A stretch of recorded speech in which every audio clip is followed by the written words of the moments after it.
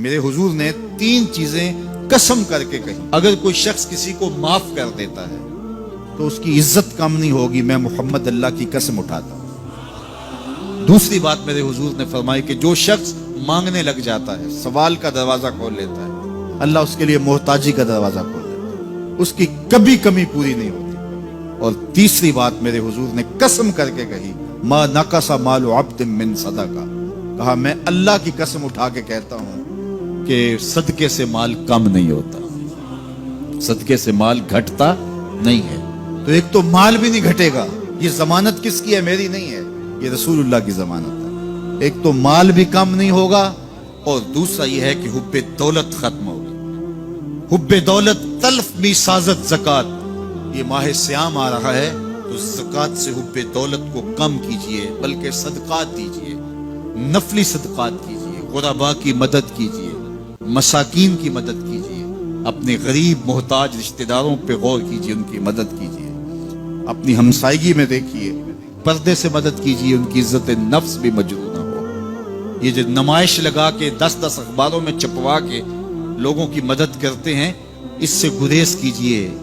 کبھی سوچیں کہ اگر آج کسی کی بیٹی لائن میں کھڑی ہے تو کل اگر یہ مرحلہ میری بیٹی کے لیے آ جائے تو پھر میرا مزاج کیا ہوگا؟ تو عزت نفس کا خیال رکھیے، لوگوں کی غربت کا تماشا نہ اڑائیے، اور لوگوں کی جو ہے وہ محتاجی کو اپنی تسکین کا ذریعہ نہ بنائیے۔ یہ تو اللہ نے تمہیں دیا اور انہیں نہیں دیا، اور وہ آزمائش کی گھڑی میں کھڑے ہیں، تم ان کے ساتھ کھڑے ہو جاؤ۔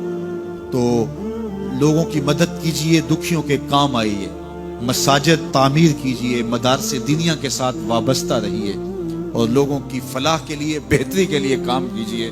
اللہ نے آپ کو دیا ہے، یہ مال یہاں رہ جانا ہے۔ میرے حضور نے فرمایا، ابن آدم کہتا ہے میرا مال میرا مال، اس کا مال وہ ہے جو اس نے کھایا یا پہنا اور پرانا کر دیا یا آگے بھیج دیا، باقی اس کا نہیں ہے، وہ وارثوں کا ہے۔ مرتے ہی ورثہ بن جائے گا، مرتے ہی ترکہ بن جائے گا۔ کفن بھی میلا نہیں ہونے دیں گے کہ بعض اولادیں تو بانٹ لیتی ہیں۔ اللہ اکبر، وہ گھر جو ان کے لیے بنایا تھا، ایک رات بھی تجھے اس گھر میں رکھنے کے لیے تیار نہیں ہو۔ آج تیرا نام چھن گیا، آج کوئی یہ نہیں کہتا کہ پیچھے اس امام کے اور حاضر اس چودھری صاحب کے، حاضر اس میت کے۔ آج تو ڈیڈ باڈی بن گیا، آج تو میت بن گیا۔ آج خان صاحب، ملک صاحب، چودھری صاحب، پیر صاحب، مفتی صاحب، تیرے سارے ٹائٹل چھین لیے گئے۔ آج تیرا لباس بھی پھاڑ کے اتارا ہے، آج تیرے انگوٹھے باندھ دیے گئے ہیں، ناک میں روئی ٹھونس دی گئی ہے۔ آج تو غسال کے رحم و کرم پہ ہیں، وہ تجھے ادھر الٹ دے یا ادھر پلٹ دے، اب تیرے پاس کوئی اختیار ہی باقی نہیں رہا۔ میاں صاحب بولے، جاندی واری ڈرونا بنے ہو تے ہاتھ نہ لاندے ڈر دے۔